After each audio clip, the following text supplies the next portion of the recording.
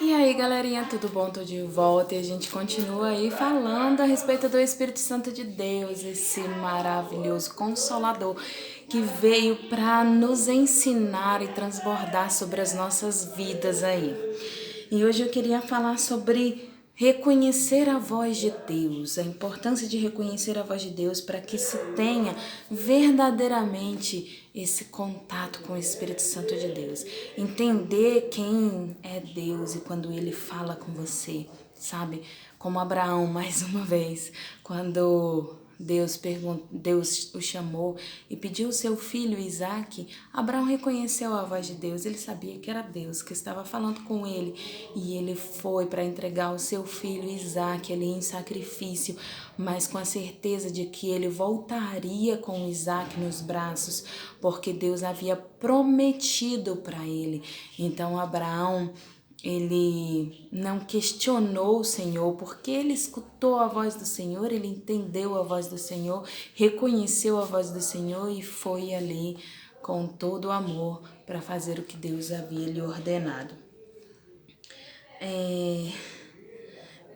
Agostinho, ele disse que por muitos anos ele esperou que Deus viesse do céu até ele, mas um dia ele entendeu que o Senhor já estava dentro de si todo o tempo, né?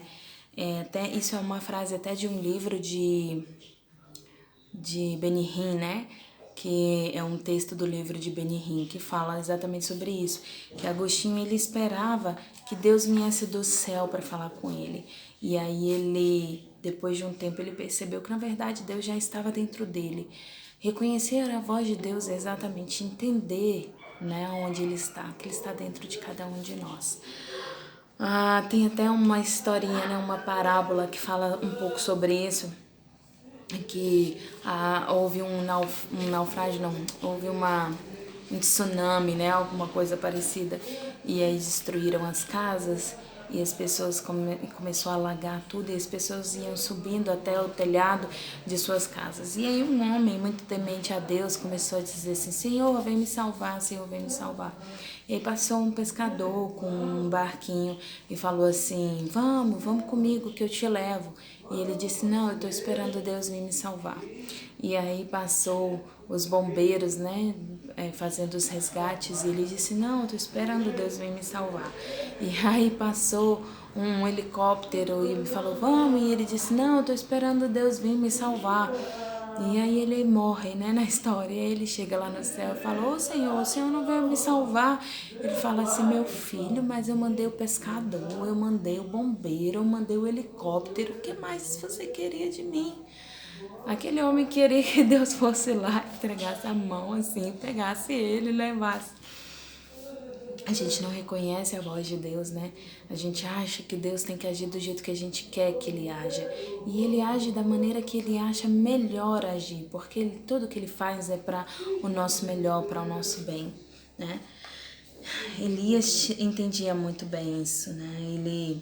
Quando ele se enrolou no manto, como a gente falou, ele, para escutar a voz do Senhor, para entender o que Deus queria falar com ele, ele se fechou num momento de humildade, né, ali para ouvir a voz do Senhor. E a gente vê também a palavra de Deus fala assim: cala-se toda a terra diante do Senhor, porque ele se levantou da sua santa morada. Zacarias 2:13, né? Então a gente se cale toda a terra, fique em silêncio toda a terra para ouvir a voz do Senhor, né? Porque ele se levantou da sua morada e ele veio falar conosco.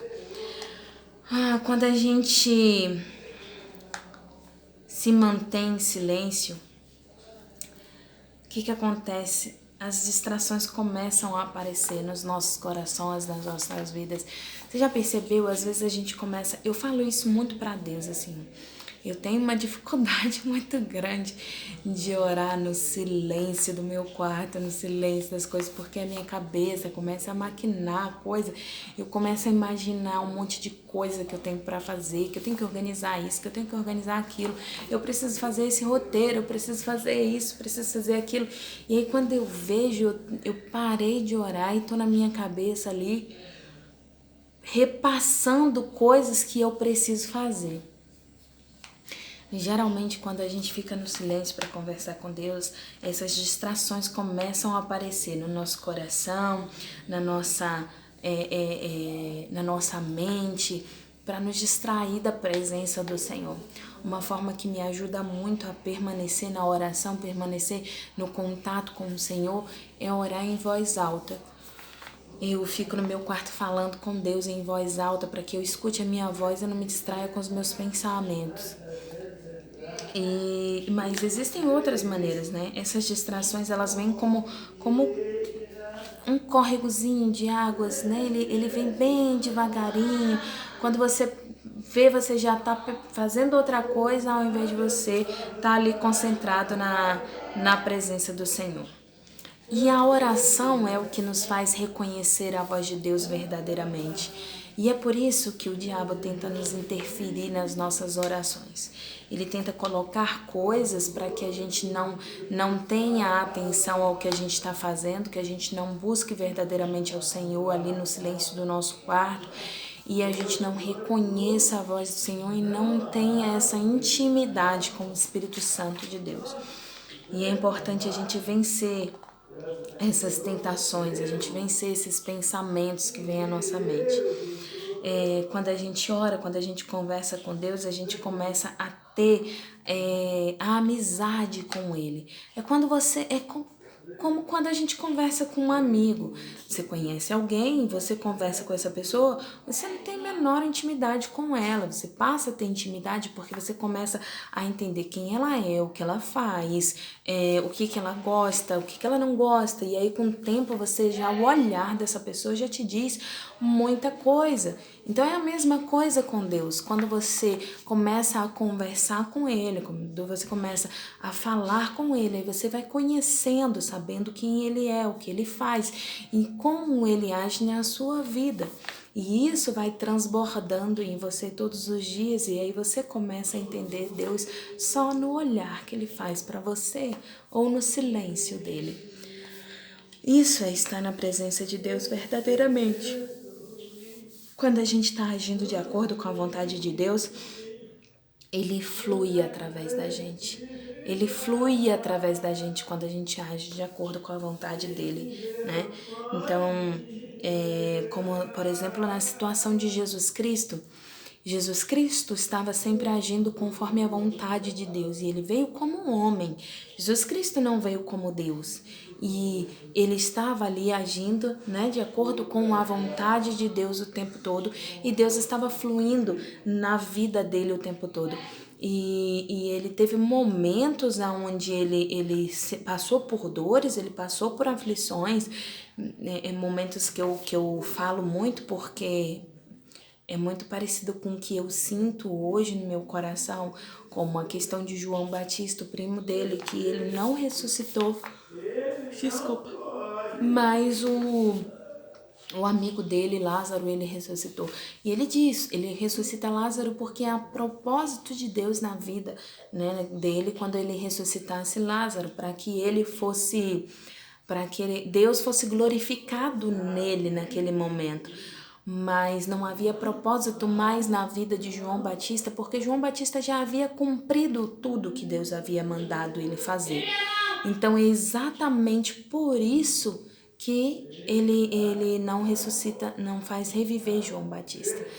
E aí, mas João Batista era primo dele, era amigo dele, ele tinha um carinho muito grande por João Batista. E isso pode ficar um pouco complicado na nossa mente, né? Pensar nisso. Mas o que acontece? Quando a gente tem intimidade com o Senhor verdadeiramente, quando a gente está o tempo todo em oração, buscando a presença do Senhor continuamente, a gente faz como Jesus fez. Jesus entendeu E Jesus fez o que havia de propósito para Deus. E ele reviveu Lázaro sem questionar a Deus, sem questionar a vontade de Deus, que é boa, perfeita e agradável. Então, quando isso acontecer, a gente começa a verdadeiramente entender a salvação, né?